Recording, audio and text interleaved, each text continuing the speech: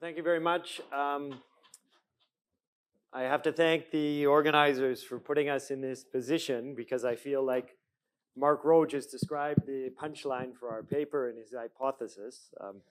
So as you can see, the title is The Global Corporate Purpose Continuum, the Case for Diversity.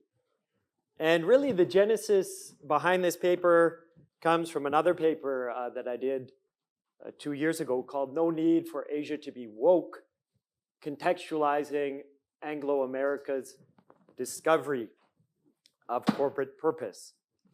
And in that paper, I sent it out, and with our great ECGI network, it went up onto the working paper series. And I got an email from Georg, and then I heard from Geneviève, and they said, Dan, we agree with everything that you say about Asia, but what we see is that everything you've said applies in Germany and in France.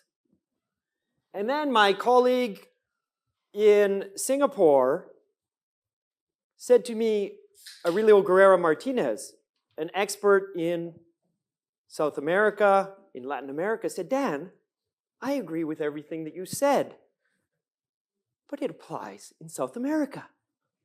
And then I was at another conference and I ran into a scholar who looked at Africa, which is an area that's completely disregarded and overlooked. And I'm so glad that Mariana talked about South Africa. Absolutely fascinating. And he said, Dan, I agree with everything you said, but this also applies in the case of Africa. And so we were going to rename the paper, although my first title, I thought, Asia woke, it got people woken up. And we were going to rename this one, No Need for the World to be Woke.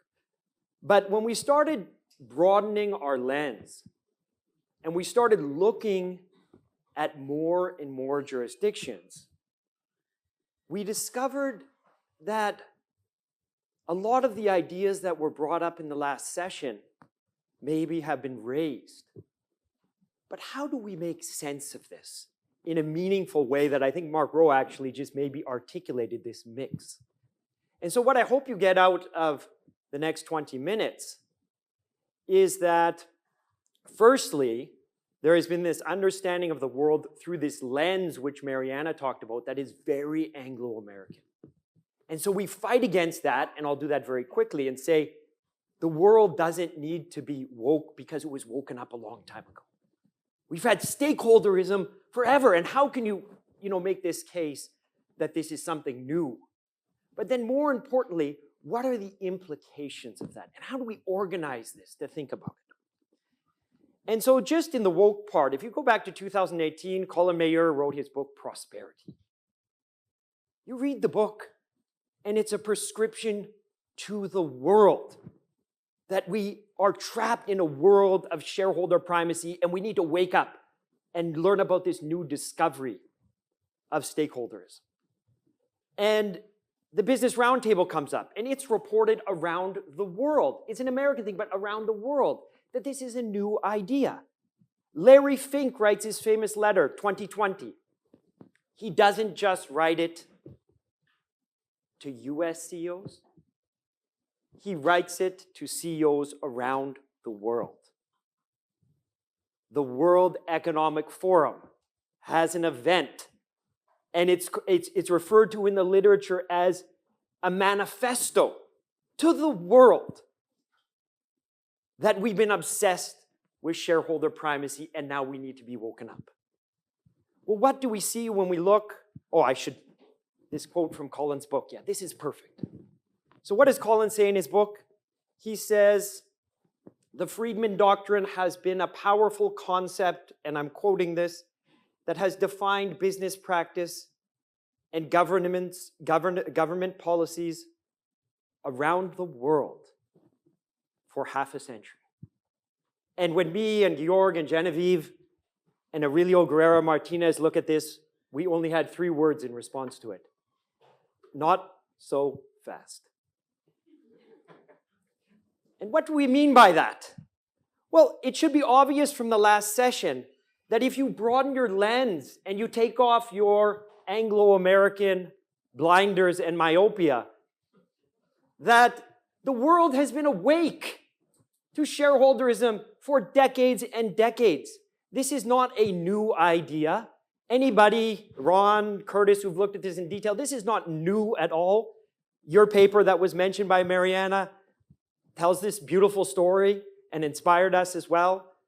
This is not new. This is old, right? And when you look at it, shareholderism, stakeholderism, like Mark said, you put it on a continuum. Every jurisdiction has a mix.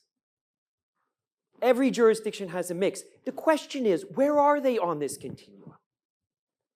And the US has been on the tail end of the shareholder side for the past several decades, but yet it has produced the global vision, which is very perverse. And so now I'm going to just take a few minutes to go through some examples from China, okay? And there we go, we have the rise of China. We have the rise of China there, yeah, graphically. And what do we know about China? I'm not going to go over it. We don't have a lot of time. The paper goes into detail. But what do we find? We find stakeholderism. But what sparked the rise of China? Introducing shareholders. Of course, you have shareholders come into the mix. That is how China started, with mixed ownership. And so, yes, there's stakeholderism in many ways. I agree with that. They're far on this side of the continuum. But you have a mix everywhere. And now China is doing more reforms. I have a new paper, 156 cases of shareholder activism in China. Now, there's movements here, but it's around what we call a corporate purpose continuum. It's very sticky. Japan, I should say, Xi Jinping doesn't need a lesson on corporate purpose. He's very capable of that. He wasn't woken up by Mayer and Larry Fink. He knows how to tell companies what to do when he has to. So you have to look at this. It's a very dynamic process. Now this picture, yeah. It's a very sad picture. Disturbing picture. This is Tokyo. This is Tokyo after the firebombing in World War II. This is Tokyo 3 decades later. We forget about Japan. We talk about Japan after the burst of the bubble. But those pictures are all I have to say about what is, in my mind, one of the greatest economic miracles of all time. How do you make that transition so quickly? But what is important in the context of our paper? Everybody agrees this was a stakeholder system in that period of time. What has happened in Japan? You've had decades of reforms, independent directors, corporate governance codes, stewardship codes, unwinding of cross-shareholding, putting in the shadow of Delaware, to take Curtis's title from his paper. All these attempts to make it shareholder, and it's taken over 35 years. And it still hasn't moved away from what we're calling the corporate purpose equilibrium that it has. It's moved, but it oscillates around the equilibrium. Very sticky. It may get there, but the resilience is amazing on that part of the continuum. Then, and I just am going to take 1 or 2 more minutes. What do we find? The stickiness I've talked about, the equilibrium. But Dorothy Lund has this interesting new paper on the US. And what she says in her paper, and I wish Dorothy was here, she paints a picture of the US and says you have low inequality and you have good regulation, you will have shareholderism. But what is Japan? Precisely the opposite. You have probably the lowest inequality of a developed country in history from war independence until 1990. You had what was considered a very efficient regulatory system, and you have a stakeholderism system. And then the bubble burst.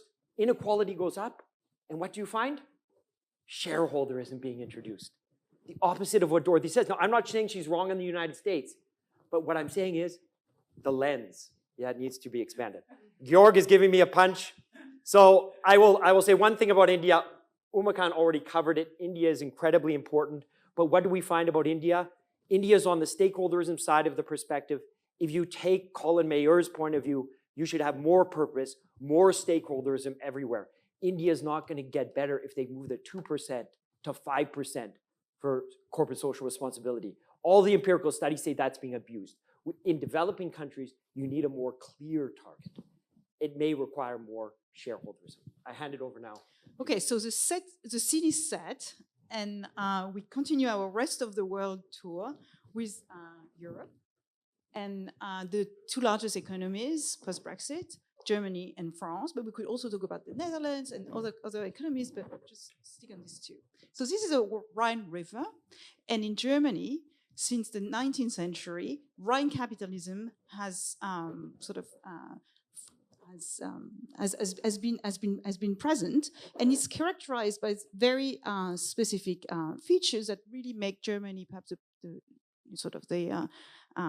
the model for stakeholderism. So a two-tier board system with the supervisory board appointing the managers, so insulating the management therefore from the shareholder influence, concentrating ownership structure, and a particular role of banks also as investors. So this might actually be slightly vanishing, but there's still, Deutschland AG is still is very much present.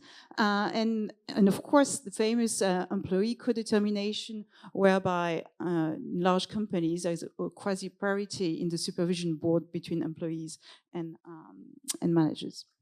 But perhaps the most important point is the fourth one, whereby there is a broad corporate purpose endorsement in the law. So it was first introduced in the mid-30s, so this is a time which is quite dark in Germany, but it has remained, though somehow erased from the law itself, but there's still this consensus that corporations are subject to a public interest clause, and management has to balance shareholder interests with the overarching objective of sustainable creation of value. I hope you can hear me correctly. And this is really reflected in the latest version of the Corporate Governance Code. You can read the board is required in line with the principles of social market economy to take into account the interests of the shareholders, the enterprise's workforce, and the other groups related to the enterprise, etc. So this is Germany. France. France also had the Rhine River flowing in the east, but they don't have Rhine capitalism. So, what we're saying is very jurisdiction specific, though France is also on the continuum at an equilibrium that is very much on the stakeholder sort of side or end of the continuum, but with a different mix. So first, what's really remarkable is that there's not much, or for a long time there wasn't much in the corporate law itself. So stakeholderism was more implicit than explicit, and perhaps enabled by the absence of fiduciary directors' fiduciary duties. There's also concentrated ownership, which might be a factor helping with stakeholderism, and in particular state ownership. So this is also the product of history. It's very specific to France. Post World War II, a lot of nationalization. And then in 1981, when the socialist government came in, another wave of nationalization. And so what is perhaps most central is that employees have really been the central power brokers via labor law, and bankruptcy law has just been mentioned, and other elements. So really this central role. The fact that employees and the workers have 5 to 8 weeks of paid holiday, is I see an illustration of that. So does it mean that there is a that is fixed? No, this equilibrium is actually sort of a it's slightly unstable while remaining on the stakeholder side of the continuum. Let me explain. So what I just described really applies to the 50 years between 1944 and 1994. Then it's followed by 20 years of move towards more shareholderism. This is a time when France sort of opens up to foreign investors and really wants to become modern, become more Anglo-American. And so first corporate governance code, there are a lot of pro-shareholders corporate law reform, including preferred stocks. really copied on the American model. Does it mean, is this going to move forward towards more shareholderism? No, the pendulum swings back and towards more stakeholderism after 2014. And I gave you here a few examples: 10-year double voting, pre-closure diligence in the so you can't close a manufacturing site without looking for someone to take over, a duty of diligence law, transposition of the M&A directive, giving more power, sort of to the director, and the jewel of the crown, the Loi Pacte 2019. So explicitly presented as a sort of catch-up to go towards more stakeholderism, and two essential elements. First, it's explicitly written now that the board shall have regards to social and environmental stakes. It was certainly already present, but now it's expressed. And one step forward, the article of associations may specify a reason for being, a raison d'être, consisting of the principle which the company is endowed with and that it will sustain. And so you might think, well, this is just cheap talk. But actually, large companies really bought into that.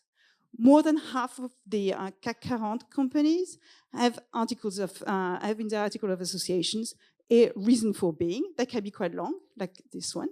And this has even been used in some sort of in the context of hostile takeover. So Suez, when attacked by Veolia, sort of raised the raison d'être carton, red card. Sort of it would be contrary to the raison d'être to this sale of the French water business that Veolia is considering. Therefore, you should not approve this takeover. So this is what we have to say about the world tour. Now, thank you. Time is flying, and I have important things to say. I have the pleasure of having 2 minutes left or something to talk a bit about the implications of all of this picture, because we've seen, of course, the variety, and this is echoing a bit Mariana's point earlier on, that the world is diverse and there is not a single model, and the woke movement that is happening here at the moment has already been elsewhere around. So the first point we're trying to derive as a fruit is that context matters, and also that there is no dichotomy, right? It's not just shareholderism as an extreme and stakeholderism as the other extreme, and that when you as a domestic regulator think you make a major shift towards the other side, that might just be a tiny step on the global scale, right? The other thing I think we can safely derive, going a little step further, is that it's purely safe to say that a pure approach, a radical approach on either side of the extreme is bad medicine, right? We know from the previous literature that there is a dark side to extreme versions of stakeholderism. Yeah, they invite slack, they invite less accountability, local elites, and also possible deadlock in decision making ultimately. And on the other hand, we've seen that probably pure forms of shareholder value approaches are also problematic in that they've created these major imbalances and externalities like climate change that we are discussing today.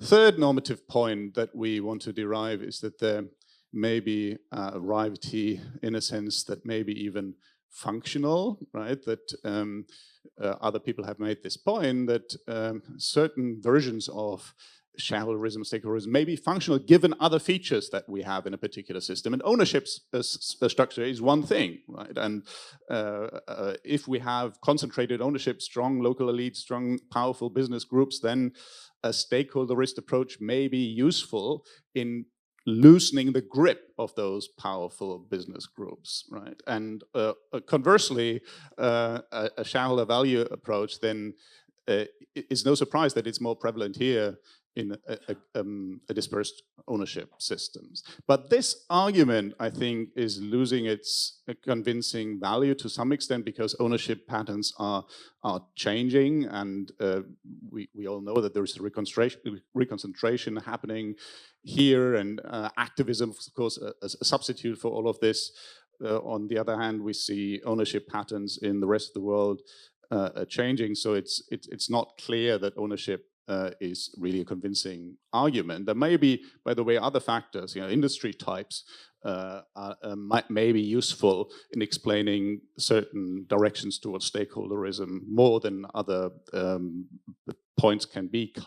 Political culture, political arguments, all of this may shape society's perception of the point. Fourth point, this is Dorothy Lunn's argument. When we are too extreme, on the one hand, we may want to rebalance, and we've seen in the case studies that this rebalancing has happened a couple of times, and sometimes it's too extreme, right? Atos, the French company, that was an early adopter of these raison d'etre, is now bankrupt. Danone is also in big trouble, so too much of a good thing is maybe also deleterious. And Dorothy has therefore convincingly argued that there are these shifts and that they may be particularly helpful.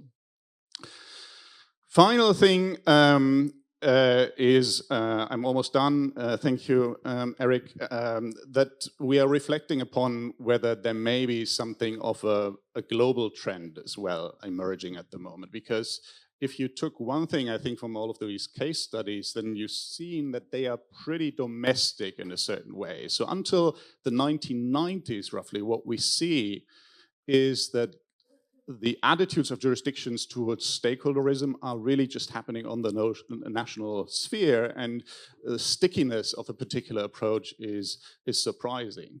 However, beginning in the 1990s and early 2000s, when globalization and capital markets really emerged, we saw a number of pro-shareholder reforms on a global scale, right? And certain pro-shareholder reforms like derivative suits and reconcentration happening on a global scale, so that there is a bit of a global reshift happening at that point. And what we see at the moment is that the national approach, the local and regional approaches to shareholderism or stakeholderism are to some extent being redefined by the rise of global institutional investors that are to a certain extent pushing for a version of corporate purpose. Yeah? They don't call it purpose, they call it ESG investing or use some other sustainability criteria, but it is a global community that is pushing for a certain direction, trying to overcome national identifications. And we can call this investor-led rebalance. So the rebalancing is not happening on a national scale here, but to some extent that trend is happening by a set of global players that are ultimately narrowing the gap. We're not claiming that there is any convergence happening here, but the pendulum is somehow moved by a global group of investors. And to some extent, that may be positive, right? To a certain extent, it is shareholder driven, but it will overcome the problem of local elites and local favoritism that stakeholder approaches are suffering from. So these were just a few reflections on the normative side that may open the discussion. And if we finalize our reflection with legal consequences, then I think that last point is the positive trend, because this is a much more flexible investor-driven approach to corporate purpose rather than the old approach, old style report that we've seen previously. Thank you, everybody, for your attention. And prosperity by Colin Mayer may be redefined, I hope, in the light of what we have to say here. Thank you very much. Thank you.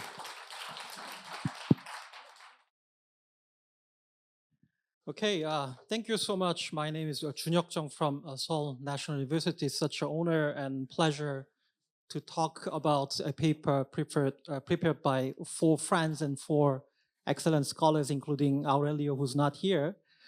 But the challenge that I have is that looks like I'm the only discussant who's challenging a presentation by 3 scholars. But I'm brave enough to say something about their paper. So yeah, let's begin. So okay, so a short overview of the paper is that recent Anglo-American global corporate purpose movements erroneously assume that shareholderism has reigned globally for the last 50 years. But the reality is that the world's most important developed economies have long embraced corporate purpose, stakeholderism, whatever you call. So there's no need to be for the world to be work because they already toward the stakeholderism. I think that that's the key point, key descriptive point of this paper. And they suggest a kind of a shareholderism, stakeholderism continuum, and then try to put major jurisdiction in this spectrum. So I don't have any nice pictures as they do, but I have flags, so I think that's a little bit animating in some ways. So you have shareholderism on one side, and they put US and UK, and then you have the stakeholderism, and there are obviously Japan, Germany, France, China, India. So those are the major jurisdictions they have dealt. And they say that periodically successful countries engage in rebalancing where they accommodate some stakeholder interest when they have moved too much to the shareholder side and vice versa. So, and they say that such diverse equilibria brings prosperity. So once again, using my flag things, so you have shareholderism, and usually shareholderism help to spur economic growth, dislodge interest rent seekers, like the traditional classical agency problems. While if you go to stakeholderism, it can solve social inequality and of course can handle environmental and social issues. So once again, we have the flags, and they maybe US and UK can go more to the stakeholderism side, while Japan, obviously, the recent change is that they are going more to the shareholderism side. So I think that that's the key point of your paper. So what I praise about the paper is that we are in GCGC, and this is obviously the global corporate governance paper. I think that among all the presentation, I think that this paper really match with the concept of GCGC. That's something that I really like. And secondly, this is a really wonderful and beautiful comparative law research. It covers important developed and developing economies. It also applies to Mariana's former presentation. I'm really impressed that you covered all these jurisdictions thoroughly. And it analyzes not only the written laws, but also the real world. So they are dealing with court cases, the history, all these shareholder ownership and things like that, which is, as a comparative lawyer, law professor, it is really difficult to really, it's maybe easy to research, to look at the statute, but it's really difficult to understand the real world. So that's something that I also praise about the paper. And it has very good storytelling. So it is basically based on the classical convergence versus divergence discussion in corporate law. But if I understand correctly, what they are saying is that each country has its own story. So maybe they have different corporate laws, they have different labor laws, maybe the culture is different, the history of capitalism different. So we have different stories. So I understand that this is more toward a divergence theory rather than convergence in terms of that. And of course, they are saying that one size does not fit all. So no single ideal solution for the world. The world is trying to adopt based on the situation they have. And lastly, they did a thorough horizontal, which I mean comparative, but also a vertical, historical review, as Geneviève mentioned about France, for example. Yeah, but like Umakan, I'm not only here to praise the paper. So I have some 5 discussion points. And the first one is that whether can you call this a continuum? The reason being is that among the stakeholderism group, there are so many diverse corporate purposes. So I think that corporate purpose that China has is obviously different from France has. And secondly, we are talking about the stakeholderism, but in the real world, and if you think about the real enforcement legal rights that the stakeholder have, I feel like it's more worker-friendly, employee-friendly, rather than. I don't disagree that I don't disagree that it's not stakeholderism, but if you look at the details, I think the majority portion of the stakeholders is really worker-oriented. The third one, does prosperity require diversity? I basically agree, but let's see, there are some other points. My fourth point is shareholderism really an obstacle to fix inequality? And I want to bring some examples from my home country, Korea. And finally, as a suggestion to the paper, how about focusing more on the enforcement rights and things like that in analyzing the continuum? So let me start with this number one. Can you call this a continuum? So I'm not an English native speaker, but thanks Elizabeth for checking me with the exact term of continuum. So when you say continuum, I understand that you need to have a North Pole and a South Pole. So you need to have stakeholderism and shareholderism. But my feeling is that it's much more like a multipolar situation rather than having two polar. So which means that, for example, different jurisdictions have different emphasis on environmental diversity, human rights. I understand that from EU countries, they have more focus on environmental and human rights, social issues. While in America, you focus on more diversity issue compared to other jurisdictions. While if you go to Asia, we have greater focus on addressing inequality, like the case of India, or protecting suppliers in Korea, for example, and promoting common prosperity as in the case of China. So can we say that France and China share the same stakeholderism in this sense? So I feel like we can categorize it as a stakeholderism. I don't disagree with you, but there are many virtues that each jurisdictions are telling about, and it's a little bit more complicated than just a continuum. My second point is that if we can call a continuum, you need to find a relative place to put each jurisdiction in the spectrum. So once again, I propose that you need to look at more the enforceability mechanism issues, because in most of the cases, stakeholder provision status feels like still a rhetoric for me rather than a real legal right. So sometimes the lack of enforceability mechanism. So for example, India has the famous mandatory 2% CRS, very pluralistic duty for directors.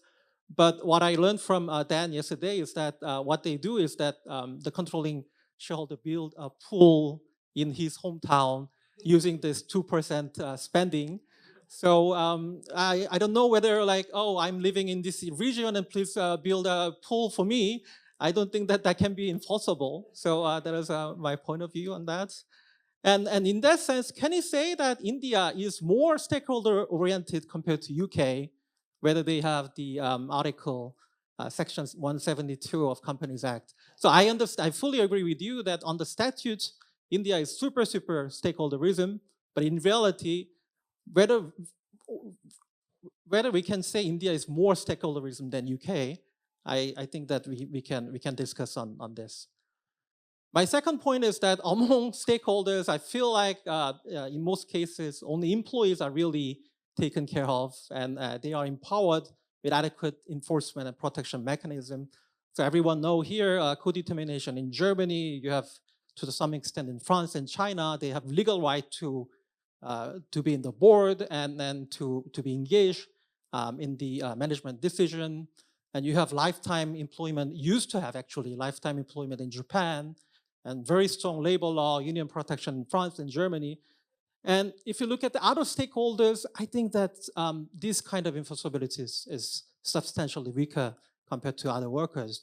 So I understand that there was a court case in France last December where the French Post, La Poste, the union of La Poste, has won over the company dealing with challenging about human rights issues of its contractor. I think that that's the only case so far based on the loi de vigilance. But it was more about like setting a plan. It was not really about like paying damages to these harmed contractors. So, but I think that is a good exception. But like my second question would be that can stakeholders seek damages against directors if they breach raison d'être, for example? I'm not really sure about that. I want to learn from Geneviève about that.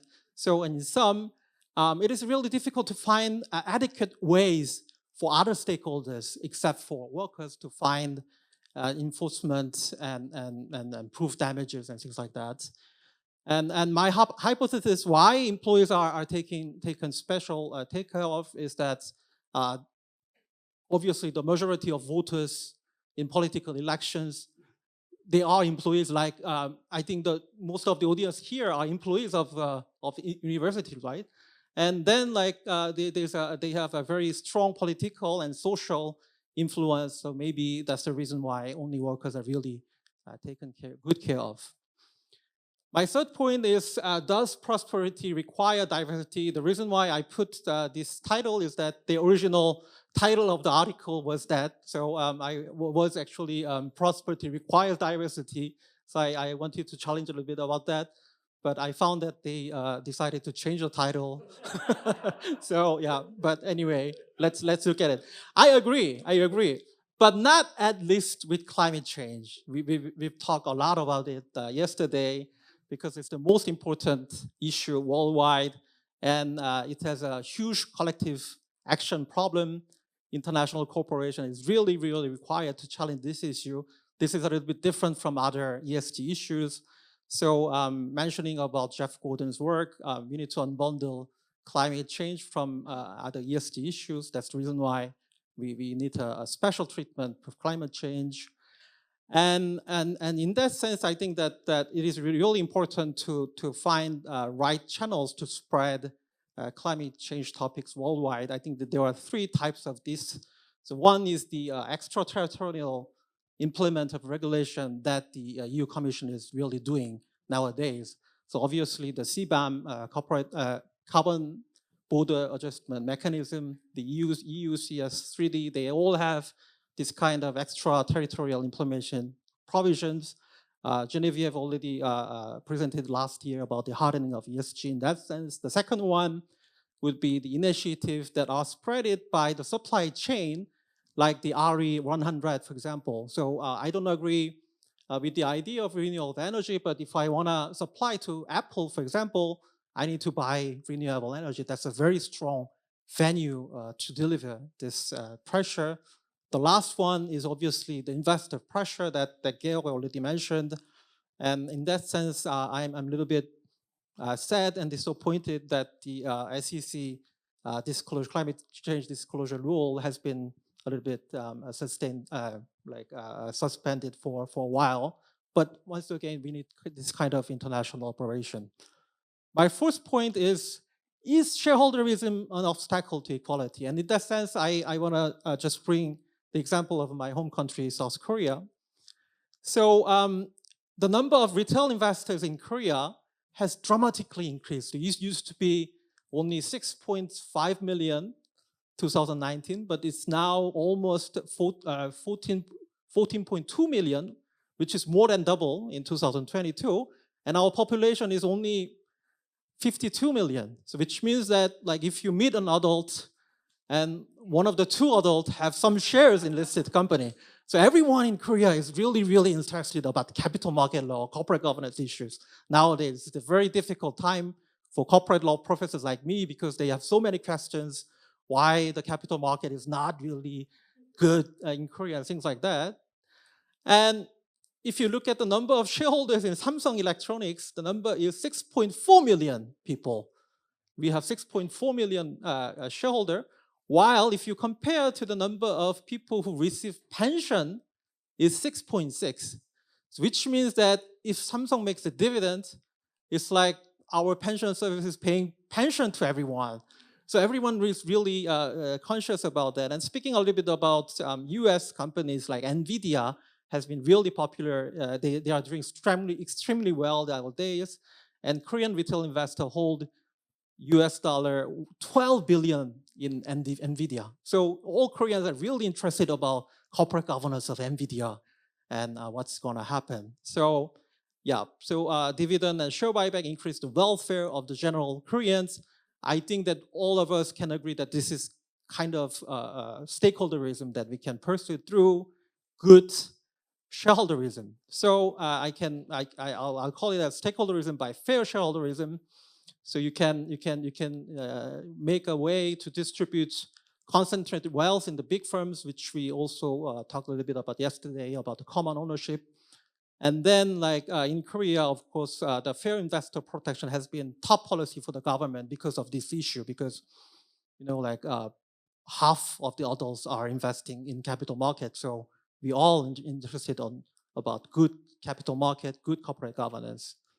So that can be an example why shareholderism can also help equality in some sense. And also Japan's recent shift to the shareholderism, I'm not sure, let's see, but I don't think that it'll have like direct effect to inequality or something like that. My last suggestion would be that how about focusing more on enforcement rights, because you already have that in your paper, and I think that that's quite easy. So employees, as I said, they have some rights to engage in the corporate decision, but when it comes to corporate purpose statutes or directors' duty to consider ENS, it's quite uncertain until now how to enforce it. So, for example, India looks like a stakeholderism jurisdiction if you read the statute, but in reality, it's more like a controlling shareholderism in substance, which I understand from Umakan. And when it comes to Japan, as Dan has described, it looks like shareholderism in form, but in reality, it used to be employee stakeholderism for many, many years. So I think that if you look at the enforcement and what's really happening here, it's quite different from the statutes. So and in sum, I wanna go back to the classical agency problem theory here, because as you know, corporate governance history is about the conflict and balance between insiders and outsiders. So insiders who manage and lead the company, outsiders who are affected but have some right to challenge the decisions, and there are really the others who doesn't have any corporate power to influence the decision. So I'm not only brave to speak on a paper that was presented by 3 professors, but also braver to try to classify all these major jurisdictions using this insider, outsider, the others concept. So for example, in China, correct me if I'm wrong, I'm really open to your comments, and you have the states and controlling shareholders who are obviously insiders. Shareholders, employees, they are outsiders, but they have some rights to the company. And there are the others who don't have any power. And continuing in Japan, managers, lifetime employees has been the insiders. You have the shareholders, but shareholders are gaining more power nowadays. India is obviously controlling family who are insiders. And Germany, once again, is controlling family. You have SMEs who are really good performing, but usually controlled by a family. You have a strong employee engagement, but you also have minority shareholders, but they are kind of outsiders in that sense. You have France, state yeah, I don't want to go into detail on everything. In Korea, we have the controlling family. In the United States, you have the managers and the shareholders, which are usually institutional investors, which is, the situation is quite same with UK. But if I understand correctly about Delaware law, I feel like the power of the managers is a little bit stronger compared to UK. So how about thinking about the story about the conflict and the power balance between insiders and outsiders would be an idea. And my last slide would be about dynamic view of insiders and outsiders using Dorothy Lund's idea on that. So if you use this, once again, the insider and outsider concept, we can explain that Japan, it used to be insiders fortress for many, many years. And then like investors have finally some voice, like activism recently. France, as Geneviève mentioned, used to be state and employees. it goes to investor-friendly legislation and going back to emphasizing environmental and social issues and things like that. And for US, lastly, managerial capitalism for a long time, and then shareholder capitalism starting from 1980 until recently. And now I feel like from a view of an outsider, that there's a battle between managers and shareholders over who will lead sustainability agenda. So it's not really about that the stakeholders are really getting into the management and influencing the company. So yeah, in some, how about looking in this power shift in your paper? Yeah, so I'll stop here. Thank you so much.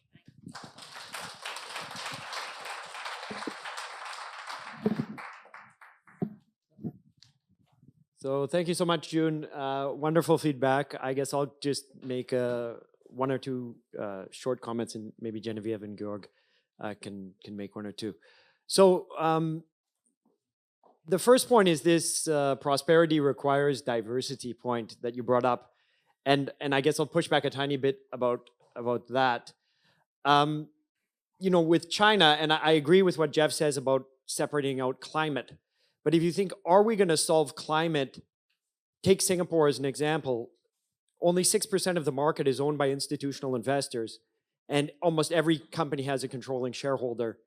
You're not going to get on the climate agenda by using the solution of institutional investors to move the needle. Okay, in China, if you don't have the state behind it, good luck. Yeah, so you need to accept the fact that yes, we need to address climate. I agree with that 100%.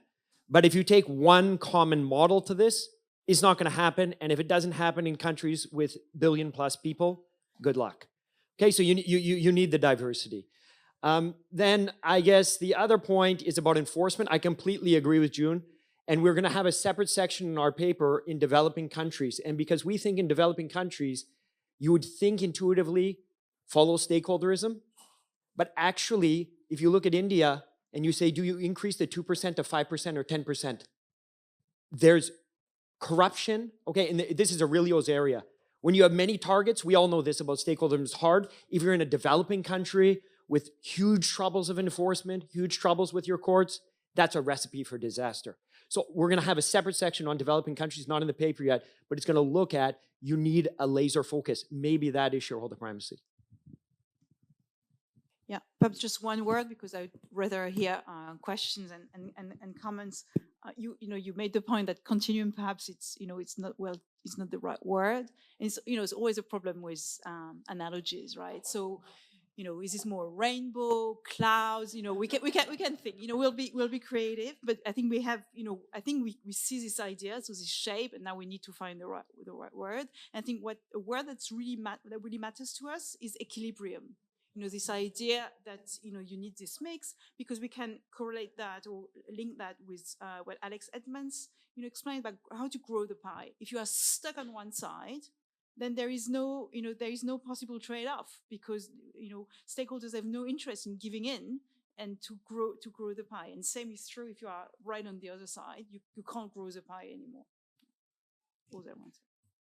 Thank you so much. I know you really wanted to hear all the questions, and we have 7 now on the list, and we have 6 minutes. So perhaps go through them fairly quickly, and we'll take three to start with, and then we'll start with Merit, Simon, and Asaf. Okay, yeah, I really just wanted to address one of the last remarks that Georg made, which was suggesting that there's been a transition, and that with globalization of investment, that we have a kind of investment-led but ESG-oriented. And how much evidence is that that notwithstanding rhetoric, that there's really a heavy ESG aspect to the foreign investment component? Okay, next is Simon. Thank you. I think this is really interesting. As a UK corporate lawyer, though, I wanted to quibble with your characterization of UK law. And in fact, with your description of extreme shareholderism as the Anglo-American approach. I think I think as a descriptive matter, at least as far as he's trying to describe the UK, Colin Mayer gets a lot wrong in his book, both as regards the law on the books, but also in particular in relation to the way the law is understood by corporate directors and applied in practice. I think actually successive governments in the UK, certainly since 1997, have introduced stakeholderist type reforms. And in fact, I would argue that even before then, UK corporate law has always been about balancing stakeholder interests for corporate success. So I'd love to talk to you about that more, but I just caution against positioning the UK quite so clearly alongside the US. Yeah. Asaf and Geneviève.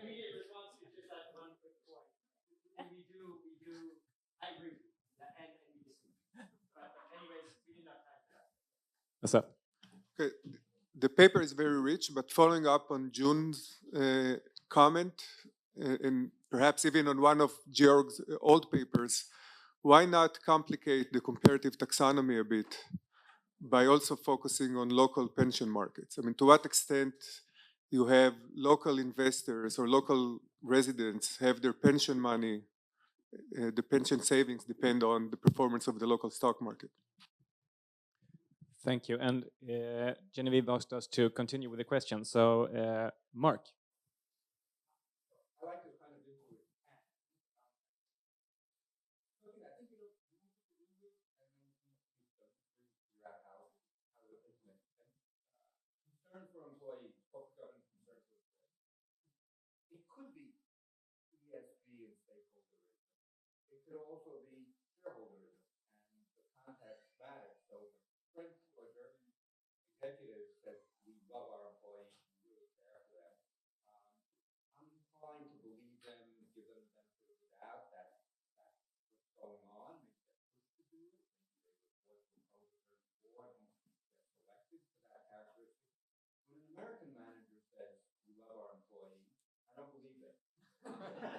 In that, I think what's going on is shareholderism, and we need the employees now because the unemployment rate is low, we've got pension problems, we can't get enough people to fulfill our labor force properly, and so the facilitism is shareholderism, but to implement the share, we need I don't think it's a complete accident that the new corporate purpose statement of the Foundation came at a time of relative labor market, very labor market. So this could play out in different ways. Rhetoric of employees, stakeholders, and really shareholders, employee shareholders, unemployment, which is got to be a real concern, a concern or a real concern. Thank you. Next question. Yeah. Jeff. So a couple remarks. First, earlier on, here I think I'm channeling Ron, some of the diversity that you describe on the shareholder stakeholder dimension was connected to functional matters. For example, the kind of the activity that a German or a Japanese system was best adapted to was production of a certain type, whereas the US model, the shareholder model, was best suited for rapid change. And so there was a connection between the characteristic form of economic life and the balance, say, between the shareholder-stakeholder concerns. And so the big question was, could Japan adapt, for example, when it's the model of production that it had was not so well regarded in the world?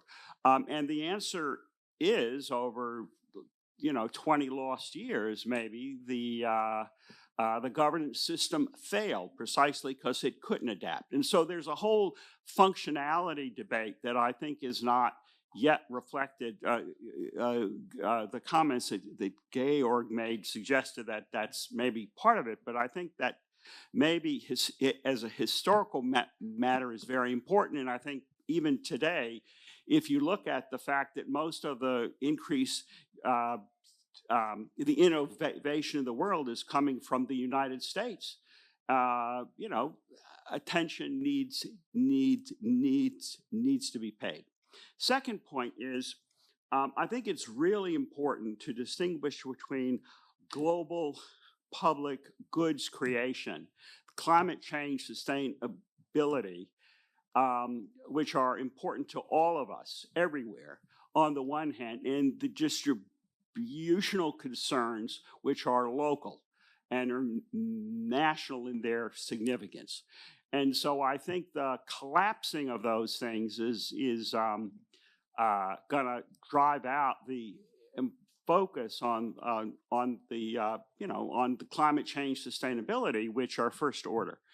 And it's very easy to think that stakeholderism means everything, but it really doesn't, right? I mean, you know, and I think it's in thinking about how this all works out, some systems might be, or some ways to think about the global might be better suited to the creation of the public goods creation, which, you know, and less well on the distributional point. But I think a question of priorities is very important. Thank you. Okay, we have 3 questions left on the list. We have Mariana, Tobias, and Yaron, and we're a bit over time.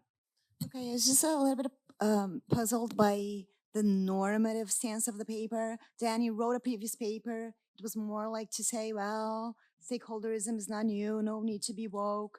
That's universal, we all get it. There's a lot of diversity, we all get it. I think that's a useful exercise. But then you have like the case for diversity first. And then Georg ended on a different note.